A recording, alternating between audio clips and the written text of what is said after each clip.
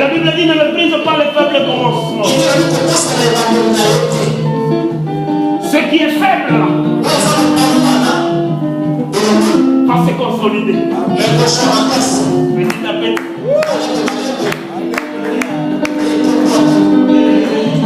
Danse avec moi, bien-aimé.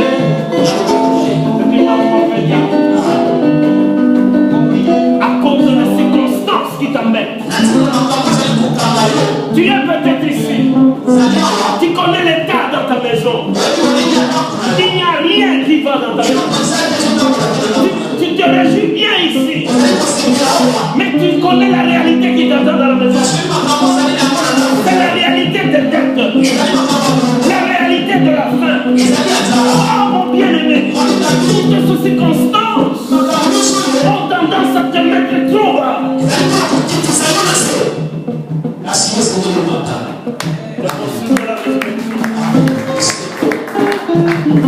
Alléluia. Quelqu'un qui est mort, mon bien-aimé. Il est mort. Mais nous sommes dans le processus de la résurrection. Que ce soit le plan de Dieu pour notre vie. Oh, que l'Esprit de Dieu touche quelqu'un, mon bien-aimé, en ce moment. Un jour, je priais avec quelqu'un qui ne pouvait pas se mettre debout. C'était au téléphone. Un moment, je lui ai dit, on se met debout pour commencer à adorer le Seigneur. C'est ce que je suis en train de te dire là. Et directement, la personne s'est mise debout, elle était guérie complètement.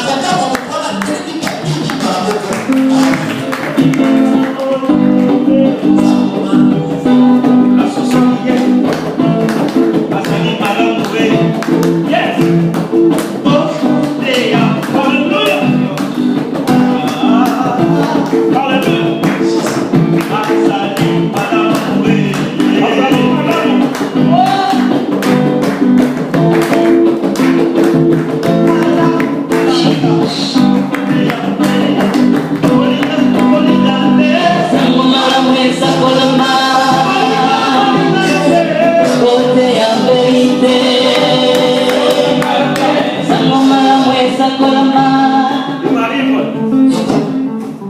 Je vais décrire ma situation. Un moment aux États-Unis,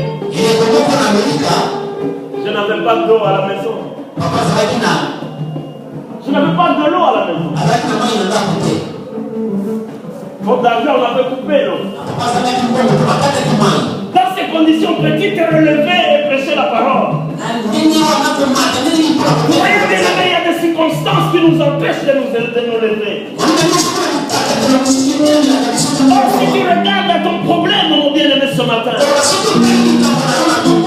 tu ne sauras pas te relever. Tu ne vas pas comprendre ce que nous sommes en train de dire.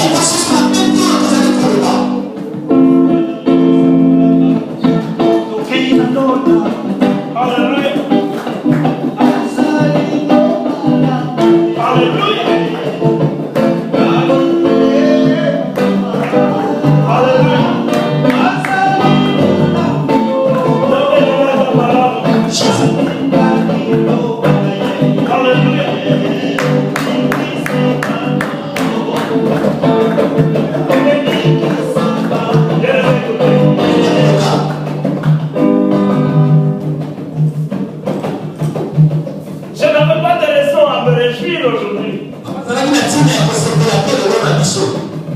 Le vendredi, quand j'ai reçu la lettre de l'ONAFA,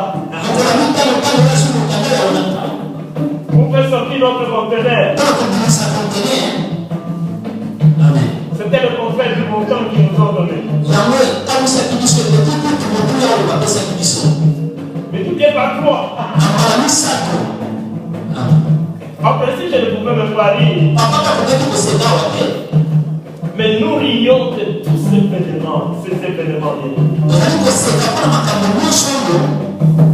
Lorsqu'une circonstance arrive dans ta vie, comment tu vis? Moi, mon bien-aimé.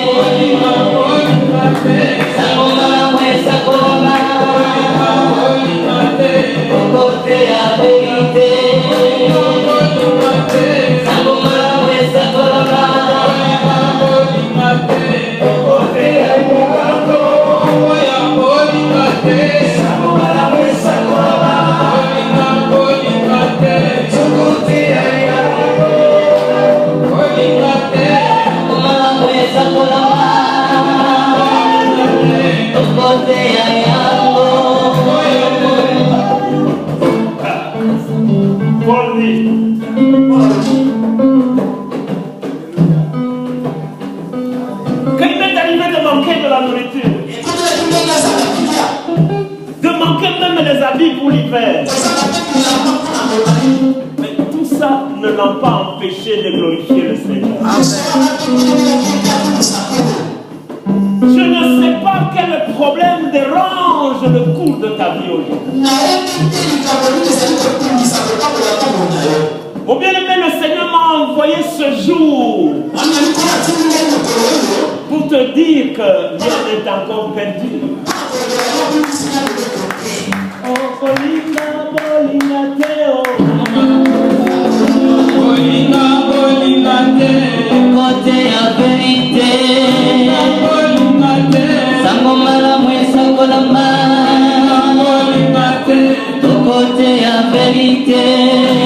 Bolinga, Teo. Sangomala, Mouessa, Kolama. Bolinga, Teo. Côté à vérité. Bolinga, Teo. Sangomala, Mouessa, Kolama. Côté à vérité.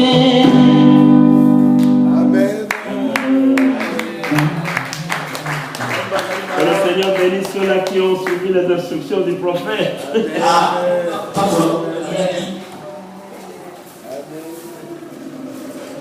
Tu as dansé ta propre victoire.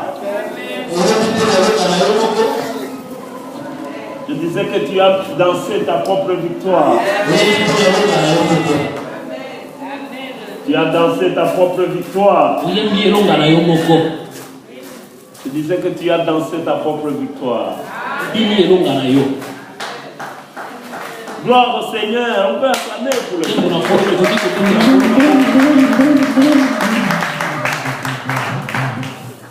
Bien-aimés, avant que nous ne prions, est-ce que nous puissions avoir un peu de temps pour parler de la parole de Dieu? Et aujourd'hui, nous allons parler de la maison. Nous allons parler de là où toi tu vis. Nous allons parler de là où moi je vis. Mieux, nous allons parler de là où nous vivons. Mon bien-aimé, la maison se trouve être comme un environnement où les décisions se prennent. Et tout ce qui se trouve dans la maison est de nature à influencer le cours de ta vie. Oh mon bien-aimé, bien souvent nous ne nous rendons pas compte de cela. Et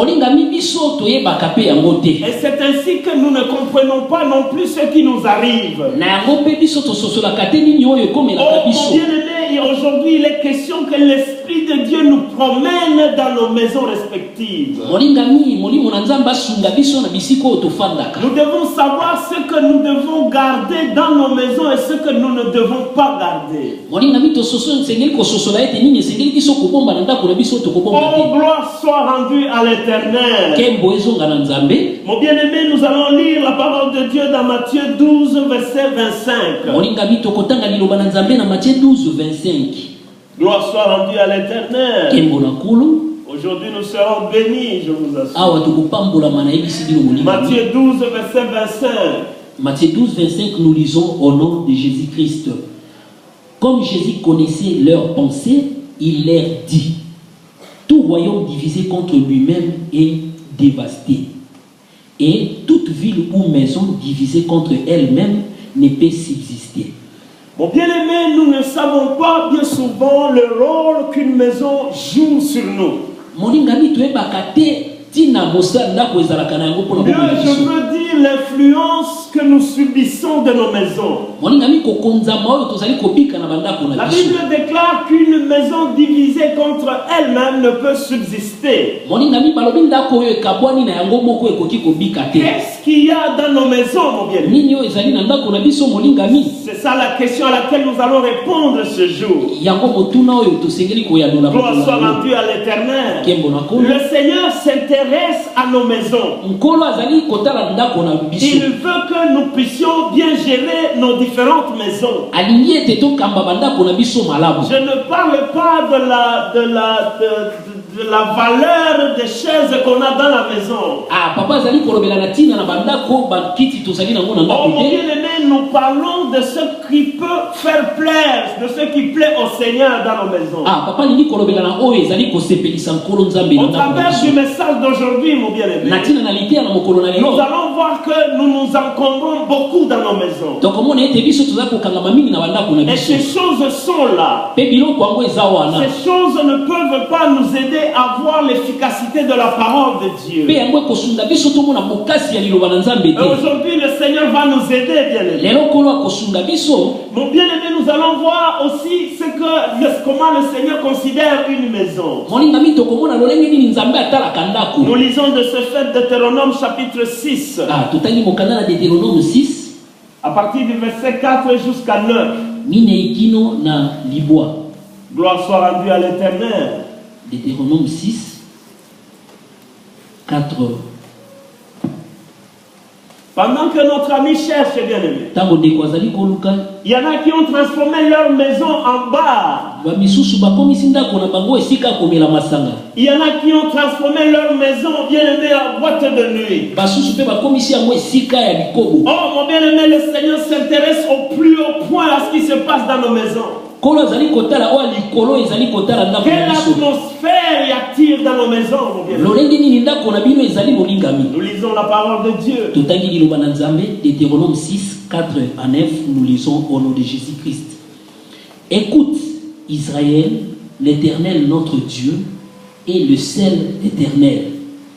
Tu aimeras l'Éternel ton Dieu de tout ton cœur, de toute ton âme et de toute ta force.